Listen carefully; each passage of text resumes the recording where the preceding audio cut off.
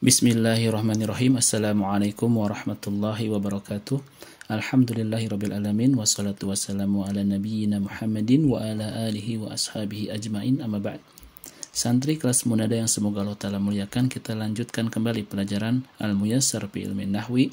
Kita sudah sampai kepada pembahasan tentang Al-Mansubatul Asma.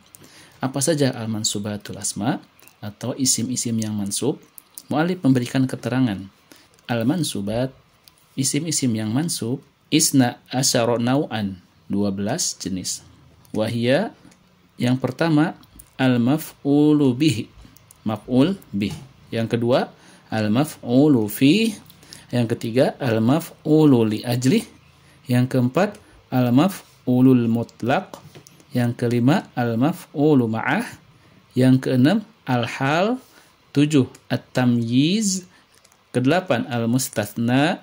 Kesembilan, khobaru kana au ihda akhawatiha. Yang ke-10, ismu inna au ihda akhawatiha. Yang ke-11, al-munada. Yang ke-12, at-tawabi. Itulah 12 jenis isim-isim mansub atau isim-isim yang dinasobkan. Untuk pertemuan kali ini kita tidak akan bahas langsung semuanya ya, karena pasti akan sangat panjang. Kita akan bahas poin yang pertama saja dulu ya, yaitu al-maf'ulu bih atau maf'ul bih. Penjelasannya, al-maf'ulu bihi, maf'ul bih adalah ismun, yaitu suatu isim, dalla yang menunjukkan alaman kepada orang, waqa'a alaihil fi'lu, yang perbuatan terkena kepadanya. Ini waqa'a artinya terkena ya, atau menimpa, boleh terkena. Jadi al-maf'ulu bih adalah isim yang menunjukkan atas seorang atau sesuatu yang perbuatan terjatuh kepadanya atau terkena kepadanya. Mislu, contoh. Di sini ada fi'il madi. Kataba al-waladu, ini sebagai pelakunya yang melakukan perbuatan kataba. Kataba itu artinya telah menulis. Siapa yang telah menulis? Al-waladu. Jadi kalau kita artikan, seorang anak telah menulis. Al-waladu artinya seorang anak. Seorang anak telah menulis. Menulis apa? Maka muncullah maf'ul bih. Ad-darsa ini adalah maf'ul bih yang artinya adalah pelajaran. Maka kita artikan seorang anak telah menulis pelajaran. Maka ad-darsa ini sebagai maf'ul bih. Al-maf'ulu bihi itu adalah isim yang menunjukkan kepada sesuatu atau seseorang yang fi'il, yang perbuatan terkena kepadanya. Berikutnya ada syariba. Syariba telah meminum. Lalu ada apa ini? Ta'u ta'nis. Ini adalah ta' yang menunjukkan bahwasanya pelakunya adalah mu'annas. Pelaku dari syariba ini adalah kategori perempuan. Dari seluruh jumlah ini mana yang perempuan? Yaitu Maryamu. Nah, Maryamu ini sebagai pelaku dari syariba. Jadi kalau kita artikan Maryam telah meminum. Nah, meminum tentu ada yang diminum. Nah, yang diminum itulah yang menjadi sesuatu yang terkena kepadanya perbuatan. Apa? Yaitu di sini al-labana, susu. Jadi kalau kita artikan Maryam telah meminum susu. Al-labana ini adalah maf'ul bih. Contoh berikutnya, doroba. Doroba artinya telah memukul. Kalau ada suatu pekerjaan tentunya ada yang melakukan. Siapa yang memukul? Maka di sini ada al-ustadzu. Ustadzu itu sebagai fa'il atau sebagai pelaku. Kita sebut fa'il saja ya, biar terbiasa antum dengan istilah-istilah bahasa Arab. Jadi al-ustadzu itu sebagai fa'il. Seorang ustad atau ustad telah memukul. Yang namanya memukul tentu ada yang dipukul. Maka apa yang dipukul oleh ustad? Maka di sini muncullah waladaini. Waladaini ini maknanya dua orang anak. Maka kita artikan ustad telah memukul dua anak atau dua orang anak. Baik, kita lanjutkan dengan contoh yang lain. Yusa'idu artinya sedang menolong atau membantu. Sedang membantu, siapa yang sedang membantu? Hasanun, ini fa'ilnya ya. Dan tanda fa'il tentunya dia ropa. Kalau ada yang ditolong atau yang dibantu, berarti apa yang dibantunya? Maka di sini muncul al-banati. Al-banati sebagai maf'ul bih dari yusa'idu. Kalau kita artikan, Hasan sedang membantu al-banat, anak-anak perempuan. Itulah contoh-contoh dari maf'ulu bihi. Yang namanya maf'ul bih, dia dalam keadaan mansub. Dan tanda nasab setiap isim berbeda-beda. Tanda utamanya adalah dengan fathah. Makanya di sini ad-darsa, ya fathah, ya harokatnya. Al-labana, ia pun fathah, harokatnya. Akan tetapi, waladaini, karena ini isim musanna, maka isim musanna mansubnya dengan al-ya. Maka waladaini. Dan al-banat, ini karena jama' mu'anats salim, maka mansubnya dengan kasroh. Adapun yang tadi, fa'il semuanya dhammah ya, karena marfu. Contoh, al-waladu, dia marfu karena fa'il, maka tanda rupanya dengan dhammah. Maryamu, dia pun marfu karena fa'il, tanda rupanya dengan dhammah. Al-ustadu, ini pun sama, marfu. Hasanun, ini pun marfu. Sekarang kita lanjut kepada pembagian maf'ul bih. Maf'ul bih itu dibagi menjadi dua jenis. Yang pertama dhahirun, yang kedua dhamirun. Tentang dhamirun sudah sering dibahas ya. Jadi dhahir itu yang nampak, dhamir itu yang berbentuk dhamir. Contoh di sini daraba aliyun kalban. Kalban ini adalah maf'ul bih dhahir karena muncul lafadznya nampak. Kemudian yaqra'u Muhammadun Qur'anan. Nah, Qur'anan ini adalah maf'ul bih dhahir, muncul lafadznya. Akan tetapi yang dhamir maka bentuknya adalah dhamir. Dhamir nasab beda dengan dhamir rofa. Karena maf'ul bih itu sebagai isim mansub, maka dhamirnya dhamir nasab. Contoh di sini sa'al tuka. Ka ini adalah dhamir yang semakna dengan anta. Karena dia dhamir yang mansub, dhamir nasab. Dhamir nasab untuk anta adalah ka. Kemudian ini amartuhum. Hum adalah dhamir yang semakna dengan hum. Ya'muruni, ya ini ya mutakallim yang dia kedudukannya sebagai maf'ul bih. Maka ya ini semakna dengan ana. Kita artikan satu persatu. Sa'altuka, aku telah bertanya kepadamu. Kemudian amartuhum, aku telah memerintahkan mereka. Ya'muruni, mereka telah memerintahkan aku. Beda-beda maknanya ya. Hanya dengan melihat mana yang menjadi maf'ul, mana yang menjadi fa'il, mana yang menjadi fi'ilnya, maka kita bisa tentukan kalimat ini diterjemahkannya seperti apa. Selanjutnya ada nama dijufil maf'ulu bihi. Tabel tentang maf'ul bih. Metode penempatan maf'ul bih itu ada banyak. Jadi tidak mesti urutannya fi'il, fa'il, maf'ul. Bisa maf'ul yang di awal, bisa maf'ul yang di tengah, bisa maf'ul yang di akhir. Kita mulai dengan bentuk yang umum, yang paling banyak kita temukan ya. Yang pertama yaitu fi'il dulu, setelah fi'il baru fa'il, setelah fa'il baru maf'ul bih. Contoh, qara'a Muhammadun al-Qur'ana. Qara'a ini fi'il, Muhammadun ini fa'il, al-Qur'ana ini maf'ul bih. Ishtara Aliyun sauban. Ali telah membeli pakaian.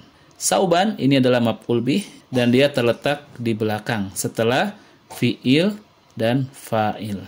Itu contoh untuk urutan atau susunan kalimat yang terdiri dari fi'il, fa'il, maf'ul bih. Bisa fi'il dulu, kemudian fa'il, kemudian maf'ul bih.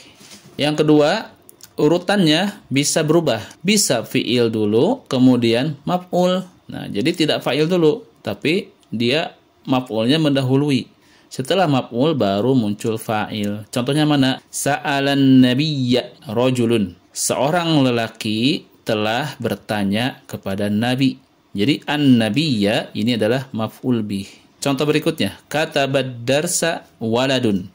Ini kataba fi'ilnya, ad-darsa maf'ul bih, waladun fa'il. Seorang anak telah menulis pelajaran.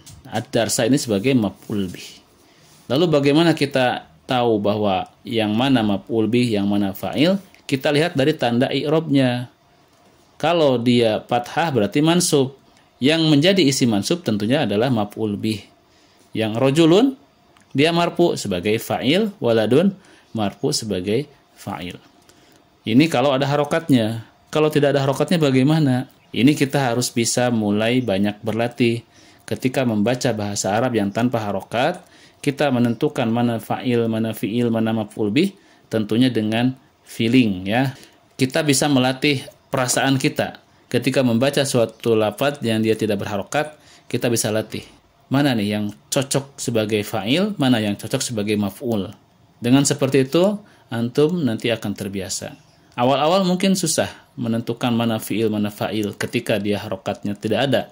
Akan tetapi setelah sering berlatih, kemudian menguasai banyak mufrodat yang dengan memahami makna-makna dari setiap kata yang kita baca, nah itu insya Allah akan sangat memudahkan kita sekali dalam membaca Arab tanpa harokat atau Arab gundul. Pola yang ketiga adalah urutannya sama, fi'il, fa'il, maf'ul bih. Hanya bedanya apa? Bedanya fa'ilnya domir. Domir ropa untuk anak adalah tu. Ini semakna dengan anak. Kita bacakan dulu ya. Sa'altu Rasulallahi. Aku telah bertanya kepada Rasulullah sallallahu alaihi wasallam. Qara'tu al-majallata. Aku telah membaca sebuah majalah. Al-majallata ini sebagai maf'ul bih. Makanya dia mansub dengan tanda mansubnya adalah fathah. Rasulullah pun ini maf'ul bih, makanya dia mansub dengan tanda nasabnya adalah fathah. Yang keempat, nah ini urutannya sama ya, susunannya fi'il dulu, kemudian fa'il, kemudian maf'ul bih. Hanya saja dua-duanya domir. Fa'ilnya domir, maf'ul bihnya domir. Nah, kita artikan ya. Amartuka. Tu ini sebagai fa'il, ka ini sebagai maf'ul bih. Maka kita artikan, aku telah memerintahkan kamu. Kamunya siapa? Kita bisa lihat. Kalau dalam terjemahan mungkin kamu saja. Tapi ketika kita sudah belajar bahasa Arab, kita tahu bahwa kamu yang dimaksud di sini adalah anta. Dan anta itu adalah satu orang laki-laki. Dengan melihat ini saja kita tahu bahwa yang diperintahkan itu adalah seorang laki-laki. Walaupun dalam terjemahan Indonesia biasanya kamu saja, nggak disebutkan laki-laki atau perempuannya ya. Berapa orangnya pun tidak disebutkan. Tapi dengan kita belajar kaidah, belajar bahasa Arab, kita tahu bahwa yang dimaksud dengan ka di sini adalah satu orang laki-laki. Kemudian contoh berikutnya as'aluka. As'alu ini fi'il mudhari. Dan di dalam as'alu ini terdapat domir mustatir ya, domir yang disembunyikan yang semakna dengan anak. Adapun ka ini sebagai maf'ul bih, maka kita artikan aku sedang bertanya kepadamu. Kenapa artikan dengan sedang? Karena fi'il mudhari. Fi'il mudhari itu menunjukkan pekerjaannya sedang atau akan dilakukan. Itu susunan yang keempat, yaitu fi'il, fa'il, maf'ul bih. Tetapi fa'ilnya domir, maf'ul bihnya pun domir. Yang kelima, fi'il, maf'ul bih, fa'il. Bedanya apa dengan yang sebelumnya? Bedanya, maf'ul bihnya berbentuk domir. Contoh di sini ya. Amaroni Rasulullahi. Kita lihat Rasulu dulu ya. Rasulu ini dia dalam keadaan marfu. Apa alamat ropanya? Dhammah. Kenapa? Karena dia adalah fa'il. Fa'il itu marfu. Adapun ya mutakallim yaitu ni, di sini setelah nun itu ada ya. Kita sebut dengan ya mutakallim. Ya mutakallim ini sebagai maf'ul bih yang semakna dengan ana. Maka kalau kita artikan Rasulullah telah memerintahkan aku atau memerintahkanku. Contoh berikutnya, sa'alani ustadun. Nah, ustadun ini dia dalam keadaan ropa sebagai fa'il. Tanda ropanya adalah dhammah. Adapun ya di sini sama ya, kasusnya dengan yang atas. Dia menggunakan domir ya mutakalim. Semakna dengan anak. Kalau kita artikan, Ustadz telah bertanya kepadaku. Itu adalah bagian atau bagan atau urutan atau susunan atau pola yang kelima. Sekarang pola yang keenam. Maf'ul bih dulu, fi'il, kemudian fa'il. Bisa gitu Ustaz? Tentu bisa. Maf'ul bih dikedepankan, kemudian fi'il, kemudian fa'il. Contohnya di sini ya. Yang mana urutannya adalah maf'ul bih dulu, kemudian fi'il, kemudian fa'il. Contohnya yang pertama, iyyaka na'budu. Na'budu ini fi'il dan fa'il.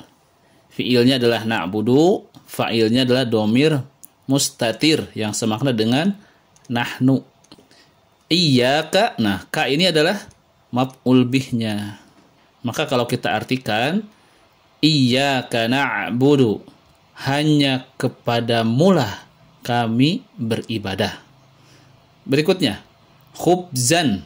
Khubzan ini adalah maf'ul bih. Dia mansub dengan tanda nasabnya adalah fathah. Kemudian ada di sini fi'il dan fa'il. Akaltu. Akala ini fi'ilnya, tu ini fa'ilnya. Kalau kita artikan, aku hanya memakan roti. Atau bisa juga kita artikan hanya roti yang aku makan. Kenapa ada urutan kalimat seperti ini? Di dalam bahasa Arab kita bisa menggunakan kaidah. Kaidahnya seperti ini. Sesuatu yang seharusnya di belakang, kemudian dia dikedepankan, maka di situ mengandung faidah pembatasan. Sekali lagi, sesuatu yang seharusnya di belakang, kemudian dikedepankan, maka itu memberikan faidah pembatasan. Makanya di sini yang iyyaka na'budu, ana artikan dengan hanya kepadamulah kami beribadah. Jadi ada hanyanya, karena pembatasan. Hanya kepadamulah kami beribadah atau kami menyembah. Demikian pula yang contoh kedua, hubzan akaltu. Hanya roti saja yang aku makan. Ya, begitu ya. Jadi kaidahnya sesuatu yang seharusnya di belakang, akan tetapi dia dikedepankan, maka di situ terkandung faidah pembatasan. Sebagaimana kemarin di marfu'at, kita pun belajar khobar dan mubtada. Ada terkadang khobar yang dikedepankan, khobar muqaddam. Ada juga mubtada yang dikebelakangkan, mubtada muakhir. Maka itu pun sama. Sesuatu yang di belakang akan tetapi dikedepankan memberikan faidah pembatasan. Baik, itu sedikit tambahan ya. Berikutnya di sini ada latihan. Tugasnya adalah terjemahkan ke dalam bahasa Arab. Ini semuanya bahasa Indonesia. 1, 2, 3, 4, 5. Nah, tugasnya adalah menerjemahkan ke dalam bahasa Arab. Anak kasih contoh satu ya. Di sini Maryam sedang membaca Al-Quran. Kita cari dulu membaca itu dalam bahasa Arab fiilnya apa. Membaca itu adalah qoro'a. Kita kemudian lihat kepada susunan kalimat Indonesianya. Di sini ada kata sedang. Kalau sedang berarti yang digunakan kata kerjanya yang mana? Madi atau mudhari? Tentu yang mudhari. Maka kita cari mudhari'nya dari qoro'a apa? Yaitu yaqra'u. Itu satu ya. Kita cari dulu mudhari'nya. Setelah tahu mudhari'nya, kita lihat fa'ilnya. Fa'ilnya siapa? Fa'ilnya adalah Maryam. Maryam itu laki-laki atau perempuan? Mu'annas atau muzakkar?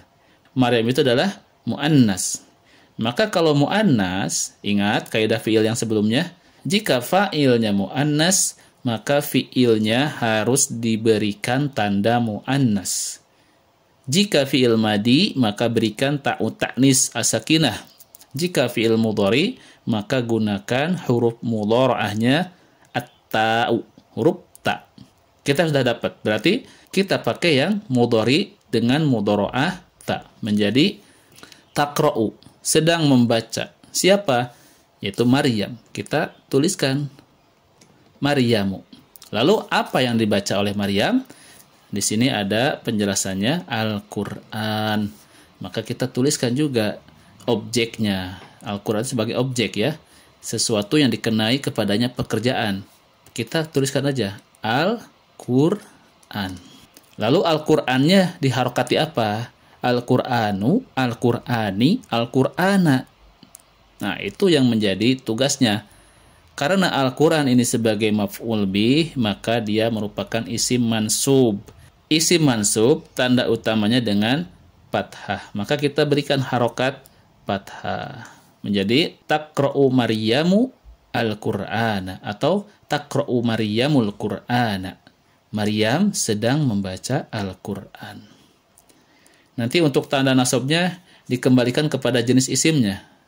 Antum sudah belajar tentang alamat-alamat i'rab ya. Ketika isim mufrad marfu dengan apa, mansub dengan apa, majrur dengan apa. Demikian pula isim-isim yang lain. Tentukan. Contoh di sini ada 2 anak laki-laki. 2 anak laki-laki berarti isim musanna. Musanna mansub dengan apa? Diingat-ingat lagi pelajaran sebelumnya ya. Silakan ini dikerjakan semuanya. Ada soalnya berapa ini? 1, 2, 3, 4, 5, 6, 7, 8, 9, 10. Ada 10 soal ya. Silakan dikerjakan. Antum semuanya cari. Kalau misalkan tidak tahu fiilnya ini dalam bahasa Arab apa, cari di kamus. Banyak kamus ya. Salah satu kamus yang Ana gunakan di handphone itu Al-Ma'ani. Antum juga boleh silakan di-download dan diinstal di HP-nya masing-masing. Agar membantu antum dalam mencari kalimat atau mencari kata di dalam bahasa Arab ataupun mencari arti dari sebuah kata yang berbahasa Arab. Baik, itu saja ya. pelajaran pada hari ini, insya Allah di Liko akan Anda tanyakan soal-soal yang tadi, yang menerjemahkan. Antum semua silakan siapkan dari awal, dari sekarang dikerjakan, agar ketika Liko, Antum tinggal baca hasil yang sudah Antum kerjakan. Insya Allah lebih lancar, dan Antum pun lebih mudah memahami. Salah benar tidak masalah. Yang namanya kita kan sedang belajar, salah pasti ada salahnya. Insya Allah nanti akan Anda berikan. Kalau misalkan salah, oh ini salah, kurang tepat. Yang seharusnya begini. Nah, dari kesalahan itu kita belajar. Kita mengambil pelajaran dari kesalahan. Sehingga kita tidak mengulangi kesalahan yang sama untuk kedua kalinya. Taib, seperti itu ya. Silakan dipersiapkan. Semoga Allah mudahkan antum semuanya untuk bisa mengerjakan tugas-tugas ini dan bisa mengikuti Liko pada waktu yang telah ditentukan. Barakallahu fikum. Subhanakallahumma wa bihamdik. Asyhadu an la ilaha illa anta astaghfiruka wa atubu ilaik. Wassalamualaikum warahmatullahi wabarakatuh.